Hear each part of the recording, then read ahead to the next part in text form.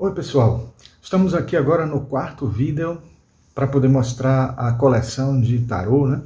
Tentei fazer isso em 3 vídeos, mas para não ficar muito longo acabei tendo que fazer este outro, que vai ser assim com os últimos tarôs que faltam mostrar a vocês ainda. Vou também mostrar alguns oráculos que eu tenho, que não são tarôs. Eu prometi desde o primeiro vídeo que ia explicar a diferença entre tarô e oráculo. Farei isso nesse vídeo e mostrarei, né, alguns junto com os livros, né, que alguns estão muito ligados aos livros mesmo.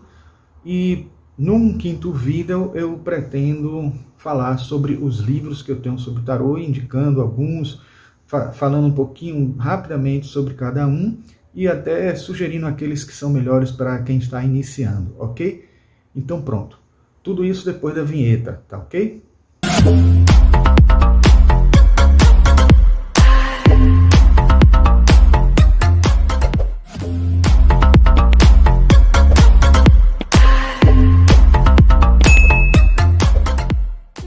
Certo, pessoal. Estamos aqui então para falar dos outros, das outras cartas que nós temos que não falamos ainda.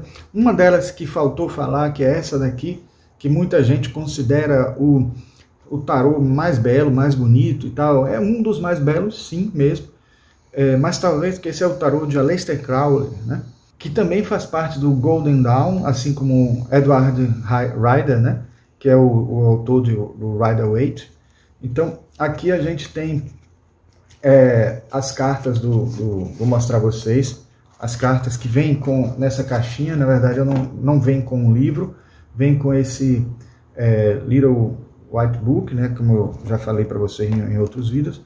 E este baralho é o de Aleister Crowley, né? Ele é belíssimo também, é considerado até um dos mais belos, e uma peculiaridade sobre ele é que ele vem com 3 magos, né? Vem com 3 magos, desculpem, aqui está com o louco, e os 3 magos estão aqui, né? Vem 3 opções de magos, que é justamente para poder a pessoa escolher qual deles, ou até trabalhar com os 3, tendo mais chance de sair essa carta que é tão auspiciosa, né? Aqui é o louco, e as outras cartas, elas têm essa característica abstrata, assim, né? Sempre com essa moldura. O fundo também já é característico, que se não tiver esse fundo aqui, não é o original de Aleister Crowley, né? Então a gente tem aqui cartas que são bem assim simbólicas, ricas demais de simbolismos, né? Então eu acho que é bem interessante. A questão só da carta, do baralho de Aleister Crowley, é que você precisa conhecer muito a simbologia das cartas, né?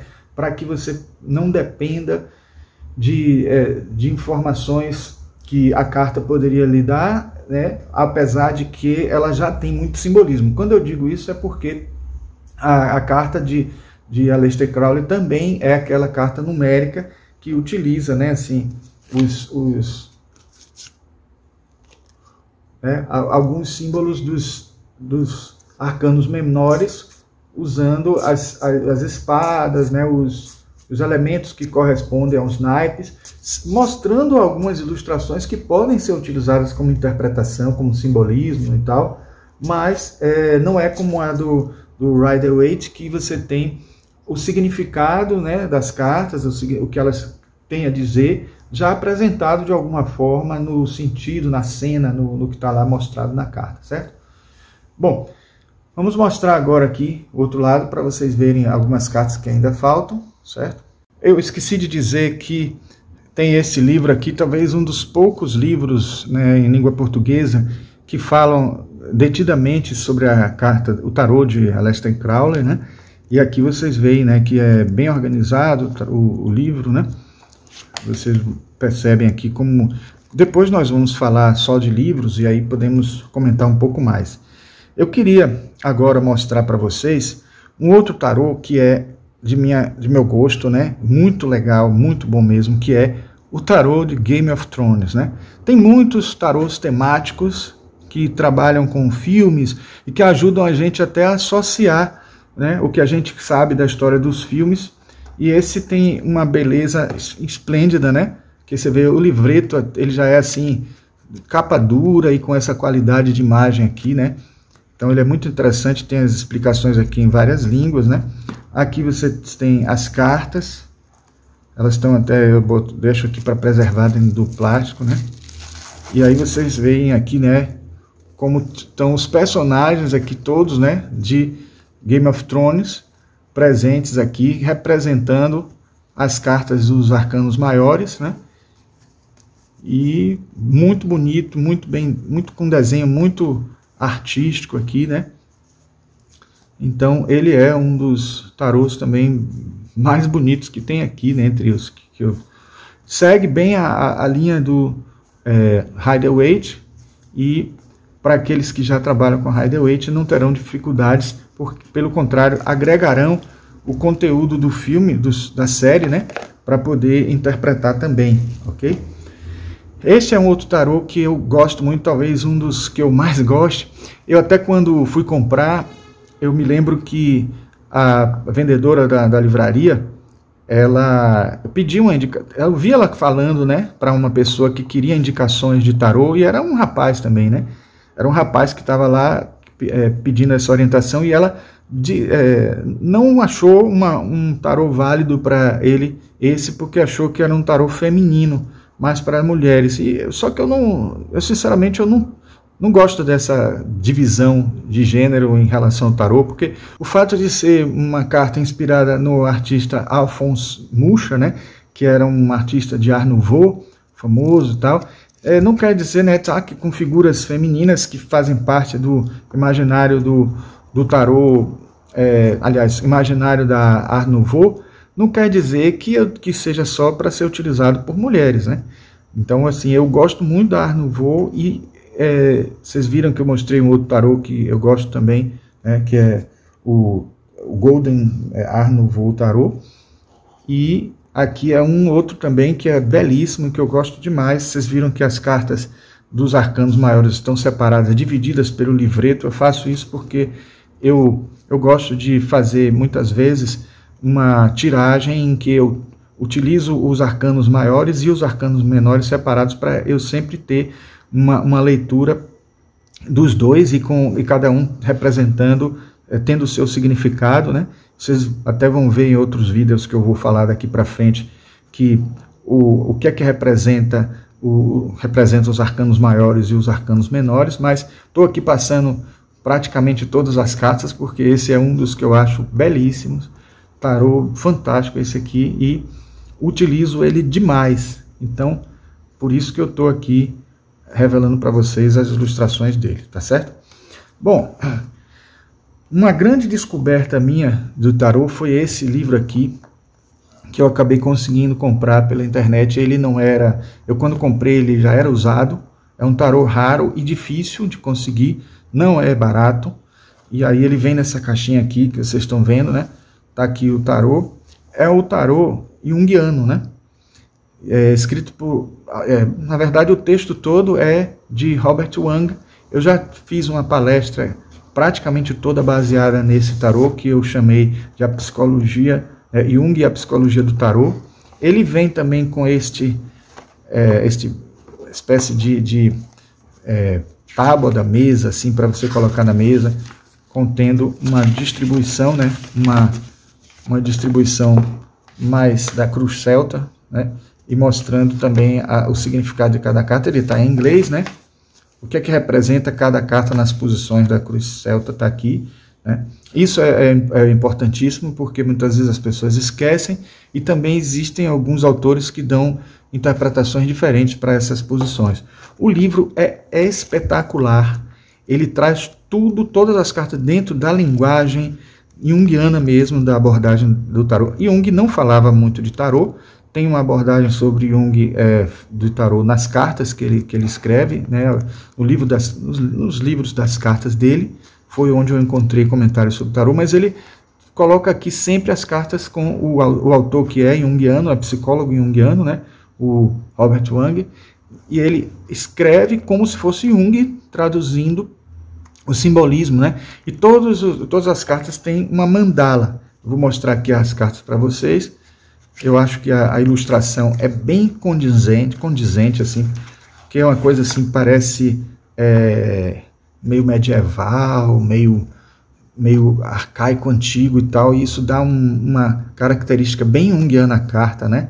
Mostrando assim um caráter simbólico que precisa ser trabalhado no conteúdo das cartas, e isso me agrada muito. E como eu disse, cada carta tem uma mandala, né? Então, no trabalho que eu fiz falando sobre Jung e a psicologia do tarô, eu mostrei até o significado das cartas dos arcanos maiores, e como as dos arcanos menores, elas também seguem a linha numérica do tarô de Marsella. Então, ele acaba utilizando também um significado muito associado aos tipos psicológicos junguianos, né? Que vocês sabem, né? Pensamento, sensação, sentimento e intuição.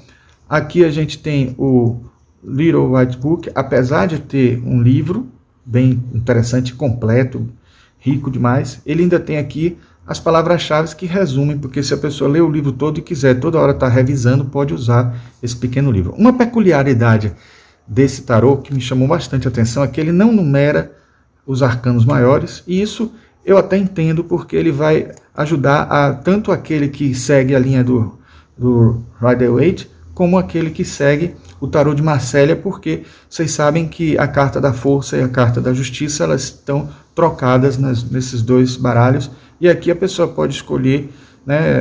Ele está querendo dar a entender aqui que pouco importa onde esteja a justiça e a força.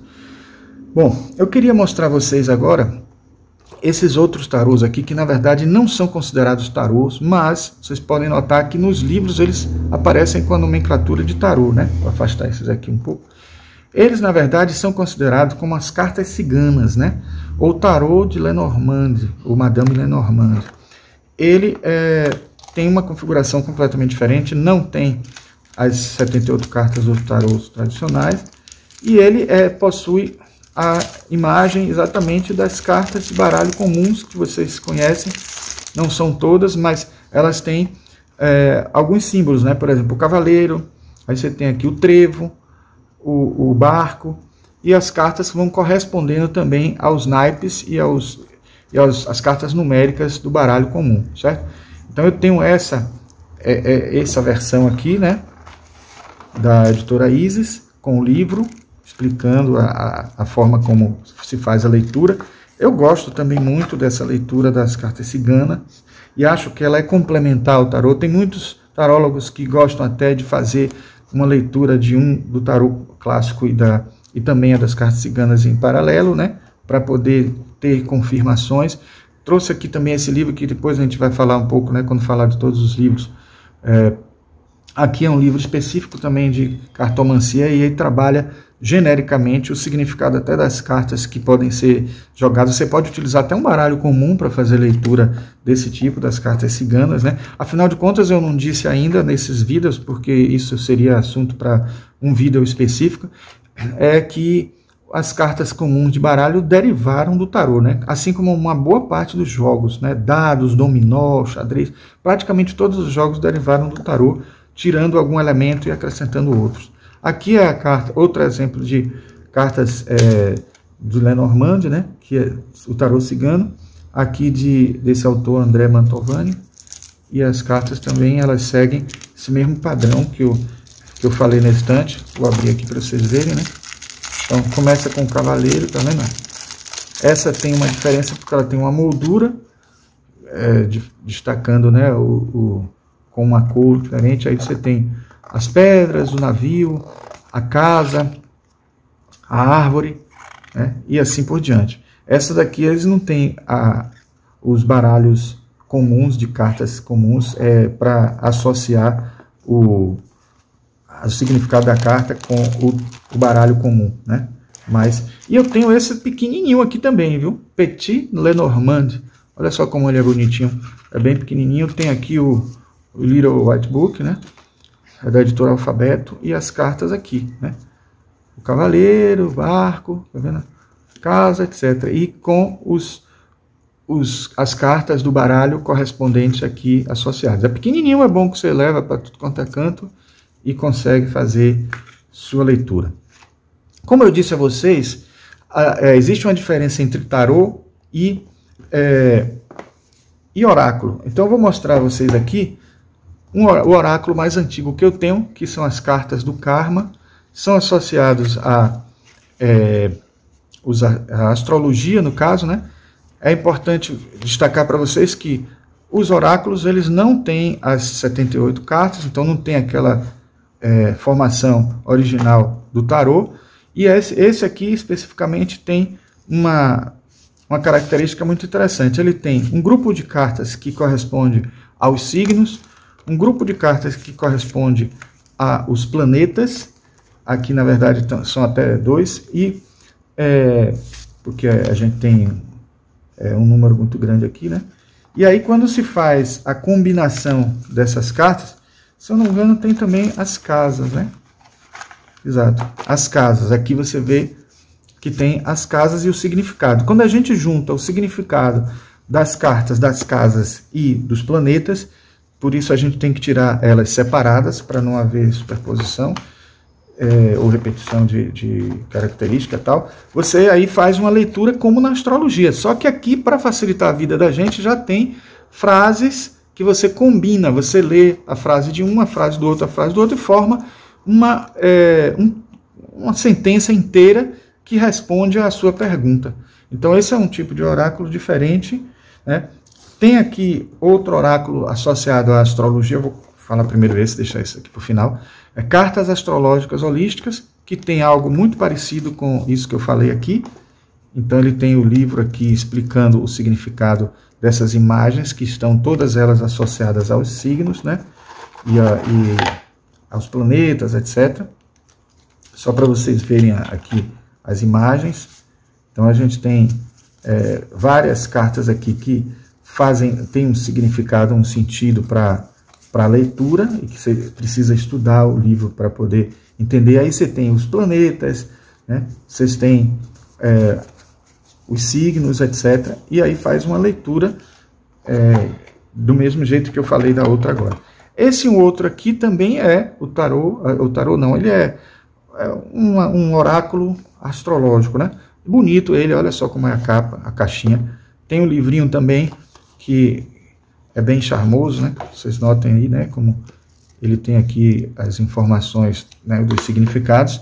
E da mesma forma aqui tem as cartas, que são maiorzinhas até que essas outras que eu mostrei até agora, que mostram os planetas, né? Aí você tem, depois dos planetas, você tem os signos, né? E aí você faz uma leitura juntando, é uma leitura mais simples, porque você só faz a combinação desses dois elementos e consegue interpretar as respostas. Tenho esse aqui, oráculo, que é de numerologia, está em espanhol, ele é possível até que ele saia em português, porque muitos desses já começaram a sair em português, mas eu acabei adquirindo ele em espanhol mesmo, que é fácil de ler. Então ele tem cartas associadas aos números e tem uma geometria, um conteúdo aqui bem interessante. E as cartas, elas são belíssimas também, porque elas estão associadas aqui ao fundo dela, né, com a flor da vida e tal. E aí vocês têm aqui os números e com os seus significados numerológicos e geométricos, né, da geometria sagrada e tal. Então é bem interessante a leitura. Já fiz algumas leituras muito interessantes e que resultados muito legais também, né? E em termos de oráculos, por último, eu tenho aqui as runas, né? Que são famosas. Esse eu não tenho muito domínio, na verdade ainda tenho que estudar para poder utilizar ele, pretendo estudar ainda, quando tiver tempo, mas é o livro das runas, que ele vem aqui com todo o conteúdo, né, colorido aqui e tudo mais. Também tá em espanhol, não, isso está em português já, né? Tinha a versão em espanhol e tem em português. Esse aqui, ele vem com um saquinho que depois eu acabei usando para o tarô, mas as runas estão aqui dentro desse saquinho, certo? Vocês podem ver aqui, tá? Bom, fora esses que eu queria mostrar a vocês também, na verdade, os tarôs que eu mais uso, né?